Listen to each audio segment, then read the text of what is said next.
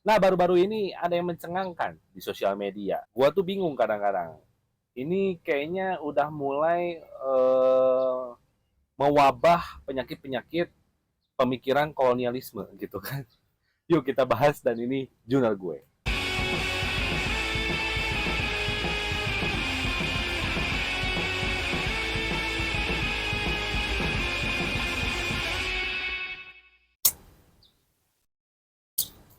Hmm. Kalau kalian mau lihat video satu ini, siap-siap. Jangan sampai kalian itu tersendak atau misalnya membuat kalian tuh keselak. Coba lihat video satu ini. Pertanyaan Bang soal polemik Sinteyong belakangan ini, coba komentarnya apa Bang? Sinteyong itu harus dipecat. Dia tidak bisa mengajarkan anak-anak skill individu untuk buat gol. Kita kebobolan dan kita tidak hanya melihat bola saja, tidak melihat manuvernya orang. Apa yang direkomendasikan dari Justin itu, Justin ini pemain bola bukan? Ketemu sama saya, jadi itu salah besar, ya kan? Dia hanya parkir bus. Apa yang mau dibela-bela sama si Justin itu? Kita ini berjaya dulunya, 50 tahun yang lalu. Kami yang mengajarin Jepang, Korea itu main bola. Jepang di bawah kita, Om Anjas. Iya. Jepang di bawah kita Jepang dulu. di bawah kita, kami Tahun ngajarin 70-an itu. Tahun 70-an. Adik-adik saya kasih tahu. Oke. Kita main sama Manchester United 0-0. Om Anjas tuh ikut main. Saya main. Oke. Manchester United. Manchester. Kita main sama Juventus Italia 0-0. 0-0, luar biasa. Kita main sama Benfica 1-0 kita kalah. Eusebio main. Kita main sama Uruguay World Cup tahun 74. Kami libas di GBK. Saya bikin gol sama Waskito. Tapi kenapa Indonesia itu nggak pernah lolos Olimpiade, nggak pernah lolos Piala Dunia? Oke. Yang lolos Korea Utara, Korea Selatan. Jadi ini kami anak-anak muda sekarang ini semacam, ini benar nggak sih dulu kita hebat? Kok nggak pernah lolos Piala Dunia gitu loh.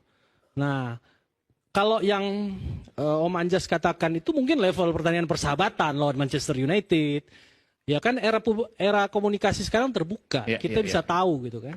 Jadi sebenarnya kehebatan timnas Indonesia di masa lampau itu juga debatable. Dia bisa berupa mitos atau memang saya sampai sekarang itu membayangkan seorang Ramang itu, wah katanya kayak Pele, katanya kayak Eusebio, tapi kenapa nggak bisa membawa Indonesia ke Piala Dunia gitu loh. Nggak bisa tampil di Piala Dunia 66, nggak bisa tampil Piala Dunia 70. Kalau Indonesia sedemikian mendominasinya Asia lebih hebat. Nah, gimana kan? Pasti kalian akan ya sedikit gatal-gatal ya, gatal-gatal tangan kayaknya. Ya sama gue juga gemes gitu. Lihat pemikiran kayak gini. Ya, sebelumnya gue sebenarnya menghormati ya yang namanya seorang legend. Apalagi legend yang sudah berkecimpung di dunia sepak bola udah lama gitu loh. Nah, cuman yang gue aneh adalah kenapa pemikiran kolonialisme, gue sebut ini pemikiran kolonialisme karena ini usang banget gitu loh. Itu dibawa-bawa ke zaman sekarang. Cuman tadi Bung Effendi itu menjelaskan udah sangat apa ya, udah sangat jelas lah gitu loh. Dalam hal menjelaskan bagaimana perbandingan eh, dulu sama sekarang. Kita lawan MU bisa nahan imbang. Orang Jepang aja belajar sepak bola sama kita gitu kan. Dan segala macam lah gitu loh. Ya, yang jadi pertanyaan adalah apakah itu turnamen atau persahabatan? Nah, gue bukan apa ya? Gue bukan meremehkan perjuangan zaman dulu, enggak, ya. Cuman itu bukan jadi tolak ukur perbandingan untuk kemajuan sepak bola sekarang, ya. Sepak bola sekarang itu sudah eranya sudah berubah, bos, gitu ya. Bagaimana dulu Johan Cruyff, inisiator daripada total football gitu loh, ya. Bagaimana caranya pada zaman dulu Belanda itu mainnya jelek banget Belanda itu mainnya, ya. Sampai-sampai dulu wartawan, ya, wartawan Belanda pun gak mau ngeliput sampai dibilang kalian kalau mainnya masih kayak gini terus kita nggak mau berangkat deh, kita nggak mau ngeliput deh. Akhirnya waktu itu Johan Cruyff berpikir dengan rekan setimnya bagaimana caranya supaya kita bisa menghasilkan pertandingan yang sesuai ekspektasi untuk rakyat Belanda waktu itu. Ya, akhirnya apa? Mereka berpikir berpola kreatif, akhirnya menghasilkan total football yang pada zaman itu ya, kalau menjadi RB ya udah RB aja. Kalau mau jadi LB ya udah LB aja. Kalau mau jadi center back jadi center back aja. Mau jadi penyerang penyerang aja. Nah, sekarang era sepak bola modern itu nggak bisa begitu, ya. Kalau sekarang kita butuh permainan secara kolektif, ya akhirnya apa? Back juga harus ikut nyerang. Back juga harus bikin crossing. Sampai pada di zaman sekarang, kiper pun sekarang udah harus bisa crossing ke depan. Ya. Itu apa yang dilakukan oleh kiper-kiper modern sekarang. Berarti apa? Berarti sekarang jadi kiper pun nggak jadi kiper aja, tapi harus bisa umpan crossing. Ya, bagaimana caranya bola ini bisa sampai ke depan dan kita membuat sebuah intensitas serangan yang secara pressing gitu loh. Nah, itulah sepak bola sekarang. Nah, jadi perbandingan yang dulu sama perbandingan yang sekarang itu jauh beda. Sepak bola makin berkembang. Belum ditambah teknologi, ya. Belum ditambah masalah bagaimana perangkat pertandingan itu bisa memberikan pertandingan yang adil. Apa contohnya? Yaitu salah satunya VAR, gitu loh. Nah, sekarang kalau dibandingin ke zaman dulu, bisa nahan MU, bisa nahan Jepang, ya itu bukan perbandingan, bos, gitu loh. Kalau misalnya legend ini ngomong, ya Sintayong itu harus dipecat. Nah, coba lihat video sebelah kiri gua. Nah, kalian bisa lihat kan perbandingannya. Ini level timnas senior, ya. Level timnas senior aja harus masih diajarin passing sama Sintayong. Bagaimana nggak pusing seorang Sintayong, ya, untuk membangun sebuah tim sampai detik ini, gitu loh. Orang secara passing aja nggak bisa, gitu loh, ya. Sekarang kita seenak jidat ngomong, ya udah pecat aja Sintayong, nggak bisa begitu. Mau kita pelatihnya siapapun, mau itu sekelas Mourinho kek, mau sekelas Pep Guardiola kek, itu nggak bisa. Karena apa? Teknik dasar aja nggak bisa, gitu loh. Ukuran pemain sepak bola bisa dikatakan hebat itu emang cuma dari gol aja. Emang cuma bisa nyetak gol aja.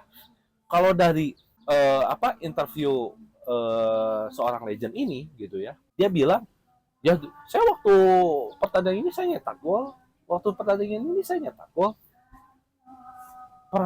Permainan sepak bola sekarang, apalagi seorang pemain sepak bola zaman sekarang, itu diukurnya bukan dari gol, tapi bagaimana kontribusi dalam permainan. Kalau kita lihat Rizky Ridho, kalau kita lihat Justin Hubner, emang sering nyetak gol? Kan enggak juga. Tapi kontribusinya luar biasa. Dia bisa membuat sebuah pertandingan, ya, dan bisa mengkoordinir sebuah tim itu menjadi progresif dalam artian secara match itu bagus, ya, passing kontrol bagus, crossing bagus, ya kan, controlling bola bagus.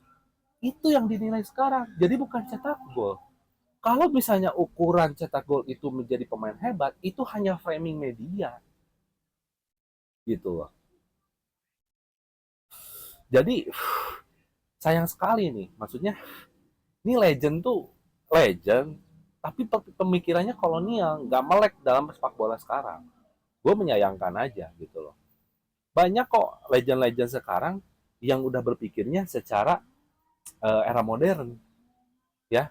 Tapi itu hanya segelintir orang. Kebanyakannya kolonialisme kayak gini, ya gimana mau sepak bola maju? Gue nggak mau, gue nggak ngerasa gue tuh juga hebat, enggak. Tapi kita kan menilai setiap pertandingan itu kita tonton. Jadi bukan nonton dari cuplikan aja gitu loh. Ada satu pandit yang memberikan kritikan bagus, kok malah dipandangnya, lu siapa? Lu pemain sepak bola bukan? Gak melulu soal sepak bola itu harus jadi pemain sepak bola menilai sebuah pertandingan itu bagus atau enggak, gitu loh. Itu sama dengan meremehkan yang nanya juga, karena yang nanya juga pengamat sepak bola kan, ya, alias siapa? Bung Toel, gitu loh. Jadi gue nggak heran ya bahwa dari masa ke masa, mungkin selama 3 dekade ini, sepak bola kita itu stagnan gitu loh. Jadi apa sih yang harus diperlukan sekarang untuk sepak bola Indonesia? Yaitu teknik dasar. Itu yang paling penting. Ya, passing, crossing, controlling.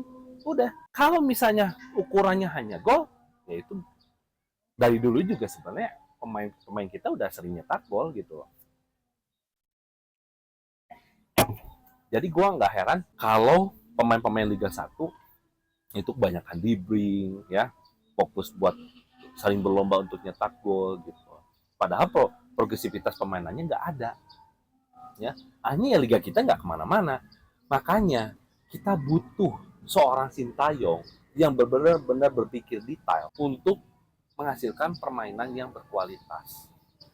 Jadi gue nggak mau, ya, momentum pembangunan sepak bola Indonesia sekarang ini dirusak oleh pemikiran-pemikiran kolonialisme yang pada akhirnya membuat sepak bola kita ya hanya menjadi badut aja gitu di setiap turnamen. Kalau sekarang permainan kita seperti itu, ya kita lawan Uzbek udah jauh, kita lawan Irak udah jauh, kita nggak bisa menang lawan Vietnam, itu udah pasti karena mereka berpikir lebih maju. Sekarang kalau ukurannya perbandingannya hanya naturalisasi, makanya ini gua ini sekaligus untuk pesan ya untuk para media, stop untuk menggunakan framing naturalisasi. Apa perbedaan diaspora dan naturalisasi? Naturalisasi itu adalah pemain asing yang tidak punya darah atau keturunan, tidak punya ikatan terhadap Indonesia, itu dijadikan WNI. Sedangkan diaspora itu punya keturunan, mereka punya half blood. Mau itu dari uyutnya, mau itu dari neneknya, mau itu dari orang tuanya, itu berhak menjadi warga negara Indonesia. Makanya kita beruntung banget, ya, sekelas Justin Hubner, terus Tom Haye, Calvin Verdong sekarang lagi proses untuk naturalisasi, terus juga yang baru-baru ini ada Martin Paes gitu ya. Sekelas-kelas pemain seperti itu mau bergabung di Indonesia dan mau mengabdikan dirinya menjadi warga negara Indonesia untuk membela timnas Indonesia. Harus bersyukur gitu loh. Nah, sekarang dengan keadaan Indonesia seperti ini, negara-negara tetangga juga udah mulai ikut-ikutan kan. Contoh Malaysia. Malaysia sekarang udah mulai nyari pemain-pemain naturalisasi gitu loh. Tapi gue lebih pede. Kenapa lebih pede? Karena secara historical, secara banyaknya penduduk, banyaknya keturunan, kita jauh lebih banyak. Kita jauh lebih mendominasi. Histori kita adalah kita pernah dijajah oleh Belanda selama 3,5 abad. Ya, at least apa? Kemungkinan besar orang-orang Belanda dulu itu banyak yang menikah dengan orang-orang Indonesia. Dan kita itu merdeka karena hasil perjuangan bambu runcing kita. Beda dengan Malaysia. Malaysia itu kemerdekaannya dibeli. Sampai detik ini menjadi salah satu negara persemakmuran Inggris. Gitu loh. Tapi dari segi banyaknya penduduk, ya, banyaknya penduduk, ini kita jauh lebih banyak dibanding Malaysia. Artinya apa? Kita punya potensi untuk menciptakan pesepak bolaan tanah air itu jauh lebih melangkah maju. Kita mesti bersyukur sekarang kita punya ketua PSSI yang bisa berprogres penuh terhadap timnas kita. Walaupun ini cuma setahun dan ini bukan menjadi ukuran kesuksesan sebenarnya. Tapi kita harus sadar, pesepak bolaan di Indonesia ini pelik. Masalahnya banyak. Jadi jangan heran kalau memang progres kita itu pelan-pelan. Gitu loh. Karena memang banyak dan pelik ya yang harus dibenahi. Belum oknum, belum sistemasi, ya. Makanya langkah yang bagus adalah apa yang dilakukan oleh Pak Jokowi sekarang, yaitu langsung membuat langkah tangan besi untuk menempatkan Erick Thohir sebagai ketua umum PSSI. Walaupun skemanya adalah skema pemilihan, ya, dari asprop gitu loh. Tapi ya semua udah geram lah, dalam artian selama ini prestasi kita nggak kemana-mana, padahal animo sepak bola kita jauh lebih luar biasa se Asia Tenggara gitu loh. Oke? Jadi itu aja video dari gua. Terima kasih yang udah nonton. Jadi harapan gua ke depannya bahwa netizen juga sekarang harus lebih smart, harus lebih bisa menyikapi sepak bola itu dibangun bukan hanya berdasarkan bagaimana kita harus juara, bagaimana kita harus mencetak gol, tapi dibangun dengan teknik dasar yang baik, ya, dibangun dengan sistemasi yang baik dan infrastruktur yang baik, gitu loh. Oke, klik lonceng notifikasi supaya kalian terus update video gua dan klik like, komen, dan subscribe channel ini supaya gue lebih semangat lagi untuk bikin video buat kalian semua. Oke, see you next time.